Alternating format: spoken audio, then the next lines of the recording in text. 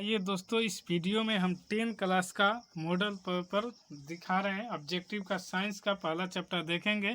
इससे पहले दोस्तों चैनल पर नए हैं तो सब्सक्राइब जरूर कर लीजिए। आइए पहला क्वेश्चन देखते हैं। पहला नंबर क्वेश्चन है कि निम्नलिखित में किसका अपवर्तनांक अधिक है। तो हीरा का अपवर्तनांक अधिक है। इसमें ऑप्शन नहीं पढ़ेंगे सारा, क्योंकि टाइम ज़्यादा लगेगा और एग्जाम बहुत नज़दीक है, इसलिए ऑप्शन को नहीं पढ़ेंगे। नेक्स्ट दूसरा क्वेश्चन देखते हैं।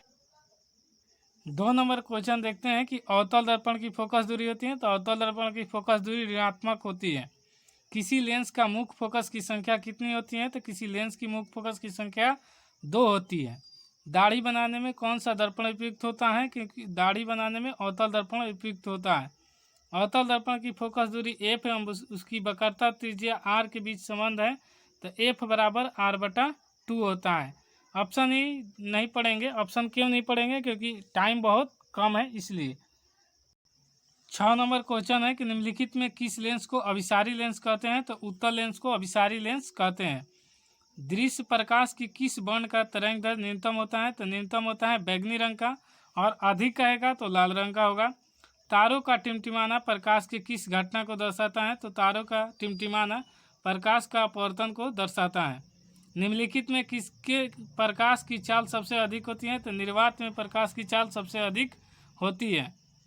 प्रकाश के अपवर्तन के कितने नियम हैं। तो प्रकाश के अपवर्तन के 2 नियम हैं। 11 नंबर, जल विद्युत संयंत्र किस ऊर्जा को विद्युत ऊर्जा में रूपांतरित करता है। तो जल विद्युत संयंत्र स्थितिज ऊर्जा में रूपांतरण करता है। जलता हुआ मोमबत्ती बदलता है। तो जलता हुआ मोमबत्ती बदलता है रासायनिक ऊर्जा को प्रकाश ऊर्जा में। एक विद्युत सेल के धारा प्राप्त करने पर इसके सिरों के बीच का विभवांतर का मान विद्युत वाहक बल की तुलना में हो जाता है तो कम होता है।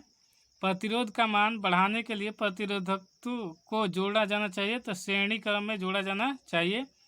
विद्युत चुंबक बनाने के लिए प्रायः जिन छड़ों का उपयोग होता है वो होता है नरम लोहा का।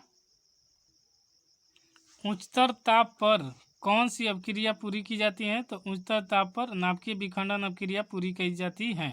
सौर ऊर्जा को सीधे विद्युत में बदलने वाली युक्ति है सौर सेल।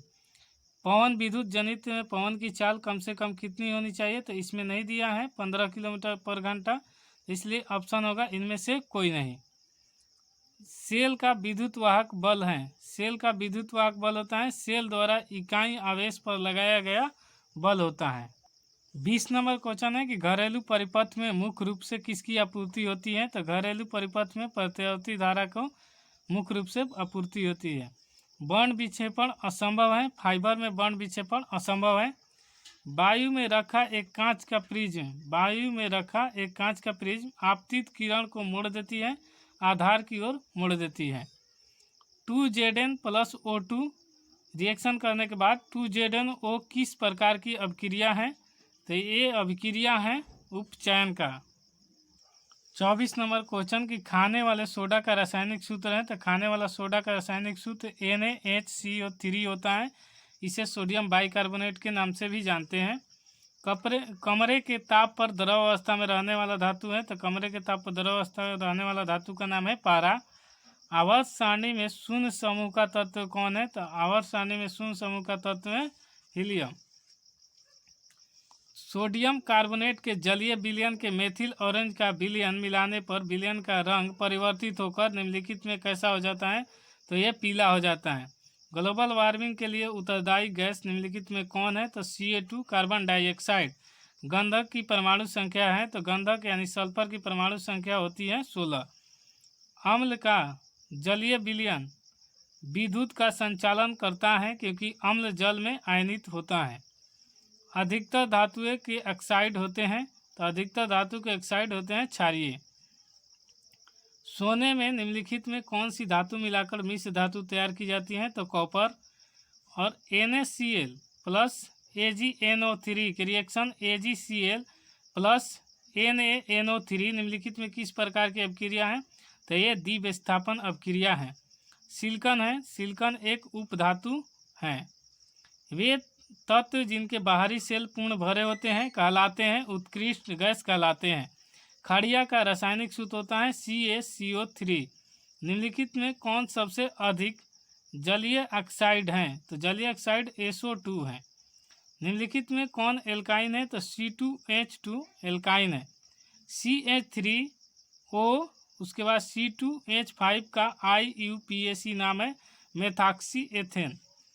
निम्न में कौन यौगिक ईंधन के रूप में इस्तेमाल किया जा सकता है? तो एथेनॉल किया जा सकता है ईंधन के रूप में उपयोग। दोस्तों चैनल पर नए हैं तो सब्सक्राइब जरूर कर लीजिएगा, दोस्तों के पास शेयर कर दीजिएगा। 41 नंबर क्वेश्चन है कि सोडियम हाइड्रोक्साइड जिंक से अभिक्रिया करके निम्नलिखित में कौन सा उत्पाद बनाता है? तो Na2ZnO2 + H2। धोबिया सोडा का रासायनिक सूत्र क्या है? तो धोबिया सोडा का रासायनिक सूत्र है Na2CO3 × 10H2O। अम्ल राज का सांद्र HNO3 और सांद्र HCl का अनुपात होता है 1:3 होता है। किसी अपक्रिया में भाग लेने वाले पदार्थ कहलाते हैं अभिकारक। निम्नलिखित में कौन सा अम्लीय ऑक्साइड है? तो SO2 अम्लीय ऑक्साइड है। निम्नलिखित में कौन सा पदार्थ का जलीय घोल लाल लिटमस पत्र को नीला कर देता है? तो क्षार। स्वस्थ शरीर का समान pH मान कितना होता है? 7.0 से 7.8 तक। निम्नलिखित में यौगिक में कौन जल में विलय होता है? तो ग्लूकोज जल में विलय होता है। निम्नलिखित में कौन सा अमलगम है? तो NaHG अमलगम है। निम्नलिखित में कौन सी धातु जिंक सल्फेट के विलयन को जिंक को विस्थापित कर सकती है? तो कॉपर। ये रहा आपको 50 दोस्तों। चैनल पर नए हैं तो सब्सक्राइब कर लीजिए और दोस्तों के पास शेयर कर दीजिए। 50 क्वेश्चन यहाँ तक पूरा हो गया। आप कहेंगे तो अगले वीडियो में पूरा क्वेश्चन करा देंगे। तब तक के लिए जय हिंद। दोस्तों के पास शेयर कीजिएगा ज़रूर।